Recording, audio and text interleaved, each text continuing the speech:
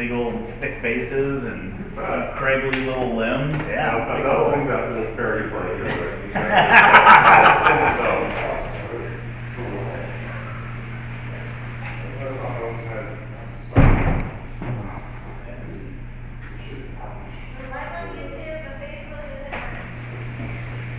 Hi YouTubers.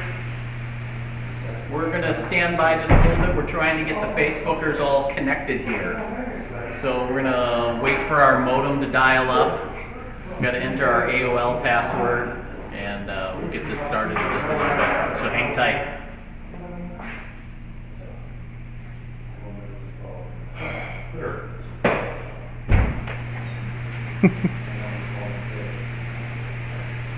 Raise your hand out there if you had to start up your furnace yet. Kind of a cold day here in Iowa. Cold and overcast.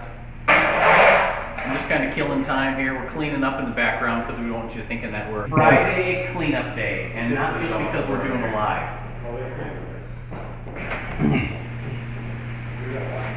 All right. Okay, it looks like we're all set for both YouTube and Facebook. Welcome everybody. It's the Woodsmith Magazine Shop Facebook and YouTube Live. I'm Phil Huber. I'm the multimedia editor here at Woodsmith.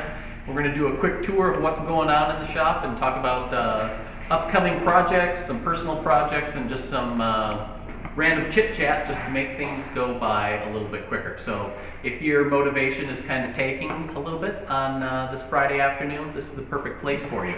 So what I wanted to do was start off with a project that I've been working on my lunch hour. It's a pedestal table I'm making for my sister-in-law. And what I have that I've been working on recently is making a half-lapped base assembly here with some pretty deep mortises in it. And I got to use the shop hollow chisel mortiser. It's a sweet Powermatic one. I did a video on it. You can see that. It's just tons of fun to use. And then I have a top assembly here, and then in between are going to be these curved curved legs that get glued together and tenoned on the ends, and then have a kind of a flowing surface to them. Now, ordinarily what you do is cut your leg or these post pieces to rectangular blanks and then take care of any tenons and stuff before cutting them to shape. But the board that I was working with was relatively narrow, so I kind of wanted to use every part of the pig on that board, so I ended up cutting them to rough shape on the bandsaw so that I could kind of nest and overlap the pieces to get them out of the workpiece. So it's going to make tenoning just a little bit more of a challenge, but frankly I like cutting tenons over at the bandsaw instead, and this will work just fine for that. So next we're going to go over to Chris, and his surprise question today came from a viewer who saw one of our seminars on setting up shop. All right. So his question is, how big of a space do you need to set up a shop? You can set up a shop in a closet if you have to. You may have to shrink your desires a little bit and what size of machinery you can have, what projects you can do, but you can have a shop anywhere. And there are plenty of people with stories about having shops in their kitchen, their laundry room, all sorts of temporary areas. So space, don't let that rule your life. If you want a shop, make it. Yeah, I feel like enthusiasm often trumps either equipment or space constraints. If you want to make something, you're going to find a space to do it. Oh yeah. I think entirely too much attention is paid to the idea of the great grand workshop that looks over a lake and is filled with expensive tools. Forget that. It's not going to happen for many of us. So just make do with what you have and enjoy woodworking. Yeah. Logan, any thoughts? How much space do you need? Well, Chris says you don't need a lot of space. So I think, can we vote him out of the shop to go work in the workout room? No, I think you can make whatever space you have work. Like Chris said, I think you need to probably scale back what you want to do a little bit.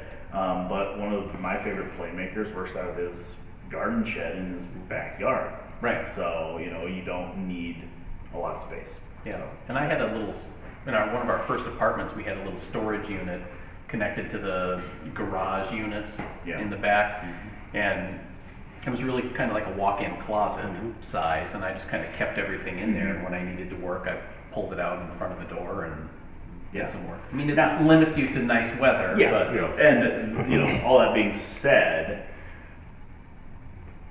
you can always muscle for as much space as you can get. Right. It might involve stepping on some toes from other family members that want to park in the garage, but I always am a proponent of getting as much space as you can to comfortably work. Yeah. But you make do with what you have. Yeah. Well, you can also think about maybe your shop isn't one large room. Maybe you have a little work area that you can keep set up in an area, and then maybe it's the breezeway to the garage that you temporarily set up in for an assembly area and tarp everything when you're not there. So multiple areas, that works too. Yeah, I actually know a couple guys on Facebook that are in Australia, which if you guys are watching from there, that they work outside completely. I mean, that's what their shop is, their back patio. So they cover their workbenches when they're not using them, and that's their space. So it's good for them. Or like you said, you can cut pieces to size and do it in relatively chilly temperatures, but if you're going to glue up, bring it into a spare room or something like that, or Dining room. Yeah. It's very dispiriting when you glue something up and the glue freezes and you don't realize it just falls apart in your hands when you're working on it. Yeah. So, what do you have going on over there? Okay, There's some cool looking implements. I've got a couple things going on right now. These are some prototypes for different products which we may sell for Woodsmith and some of our sister publications. First off, garden tools for Garden Gate Magazine. So I just got some different prototype drawings here of different things. And so what you see on my bench, first off, I've got some simple handles here. These are European beech. I'm turning them out on the lathe, ready to separate them and clean them up a little bit. The blades themselves, this is for a weeder. This is a steel called AR400. It is impact resistant and abrasion resistant, so you'll find this used for like excavator buckets. So it's very tough. It's kind of in between a mild steel and a tool steel, like an A2, that you might be familiar with in terms of its edge ability, but mostly it's the abrasion resistance, since we want it to resist dulling in dirt. So you're telling me that's not for my African safari? It could be. I'm thinking of the old Saab commercials where they said "born from jets," so there we got like Garden Gate implements born from excavator buckets or something. Excavator buckets and armor. Yeah, so there you go. I like it. So anyway, it's kind of fun to work with. So I'm up to that, just making some good no-nonsense tools for them. Next up is I'm back to an idea I've been working on for a little while, and that is a Woodsmith custom measuring tape. So this is an early prototype. This was all cut out on our CNC machine. It's 2 halves, screwed together, stainless steel fasteners, 16 feet. Makes a great little shop tape. So what you see over here, these are some blanks from my prototyping process for this tape here. So this is one half, the second half. That's the outside. There'll be an aluminum trim ring in here, which I've got in our vibratory tumbler right now. And then I'd like to put a piece of contrasting wood veneer, and we'll get a branding iron made that says Woodsmith. And I may add some different lines and kind of give it a more 50s, 60s logo type look. Here's the interior of the tape. This hub here is where the drum of the tape is going to rotate around. There will be a dowel, probably an aluminum dowel running in between them that the spring hooks onto, and then below this you'll find a lever for a lever action tape. So it's kind of a fun project. So this is a piece of Wingay, and this is some Bacote, and so I'm just having fun trying to make a few prototypes right now. And if that works out all right, I'll move on to a couple all aluminum faced tapes and see how those go. Last project is we got some different products for our steel rulers. I don't have anything specific to show you right now, but hopefully next week. So that's what's happening over here. A little bit of steel, a little bit of aluminum, a lot of CNC action. All right, Dylan.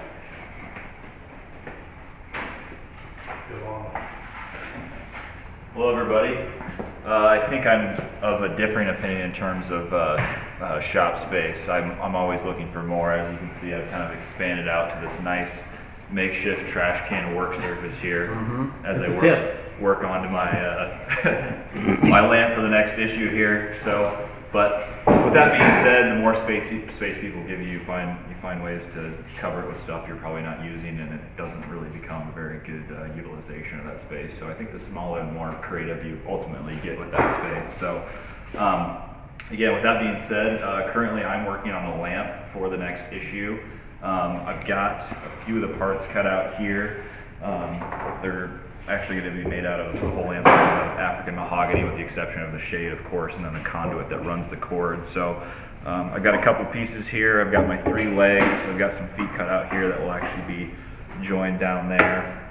I'm using these MDF template pieces. A lot of times I'll go ahead and do full-scale prototypes of my pieces, and I'll keep the actual pieces to use as templates if I need to.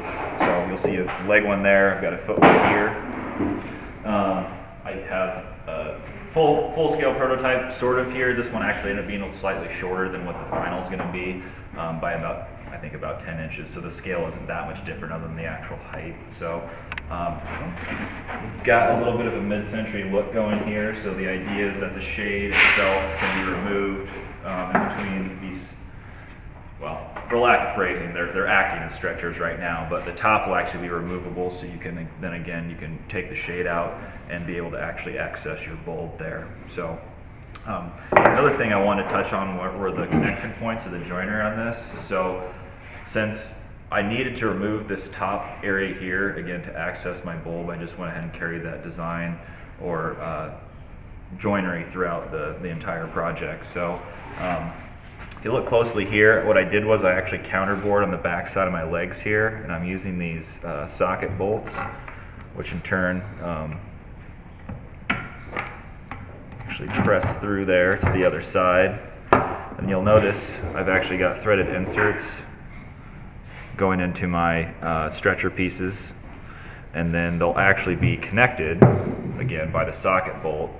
And then on the other side here, these will be plugged with these 3/8 inch brass rod that I've chamfered on the ends, and then will subsequently go in as just kind of a nice design element and to cover that piece of mechanical hardware there. So you won't actually see any of the hardware, which is kind of nice.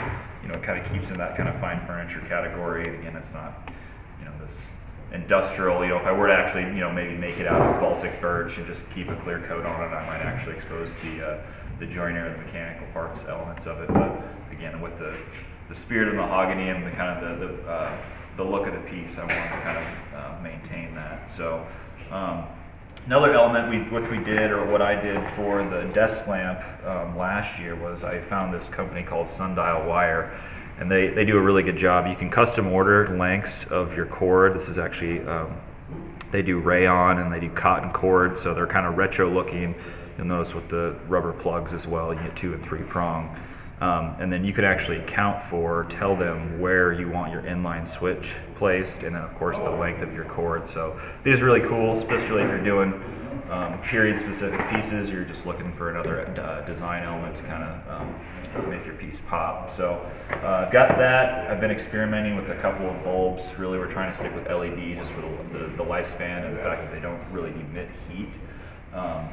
You know, it's definitely going to reduce the amount of times you actually have to change your light bulb. So that's what I have going on right now. This time next week, honestly, the lamp will probably be done, or at least close to done. So check back in next week to kind of see the finished product there. Thanks again. All right, we're going to go over to see Mark, how he's coming on the Empire chest. Hello everyone.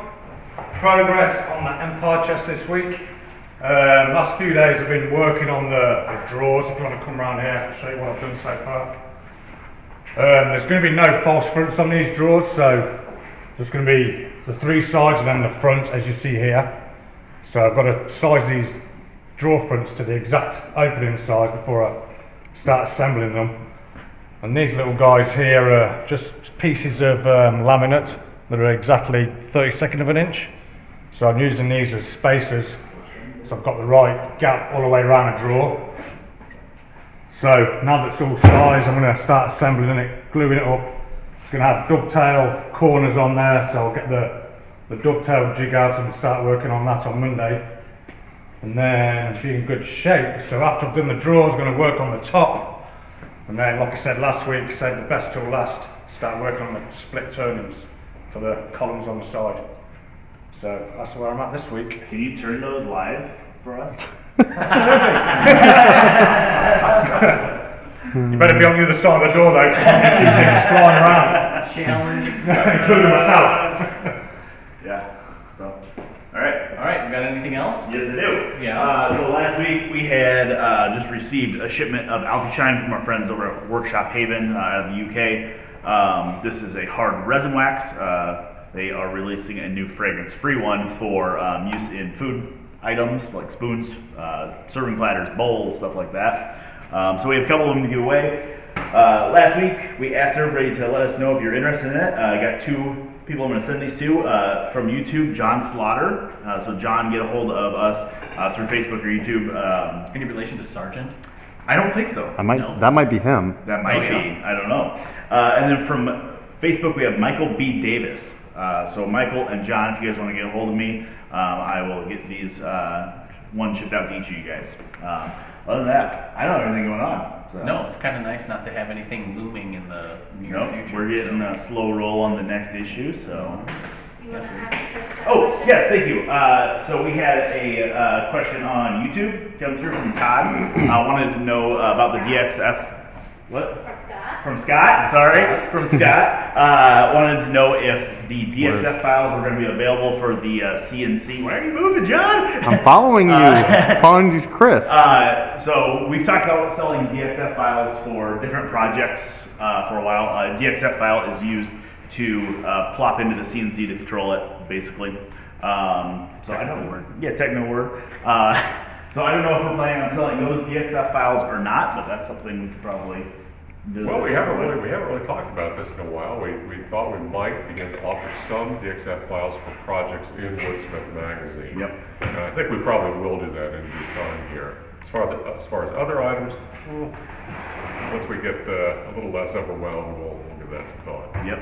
So one last plug we'll do quick. We have a seminar coming up next week, the 17th. That is Thursday. That is on Power Tools on cordless tools. That is presented by Bob Zimmerman, one of our senior graphic designers. He's going to talk about his favorite power tools, his favorite cordless power tools, kind of the history of them, and which ones he likes and what he uses. So it should be interesting. That is woodsmithshop.com/seminars. You sign up for that if you're interested in just that one, or even all access pass to give you access to all the seminars throughout the year. So Time to check out the new webpage. and check out the new website. That's right. It's This up week now. it is up. Yes. So this week we did flip the switch on our new website. So woodsmith.com now has a fresh, updated look. Much easier to find stuff. It'll be easier for us to get content up on there to all you guys. So go take a look at that, explore, and keep an eye out on that for the next couple weeks as we start to get new content pumped out on there, which will be really cool. So That's it. that's it. So we will see you guys next week.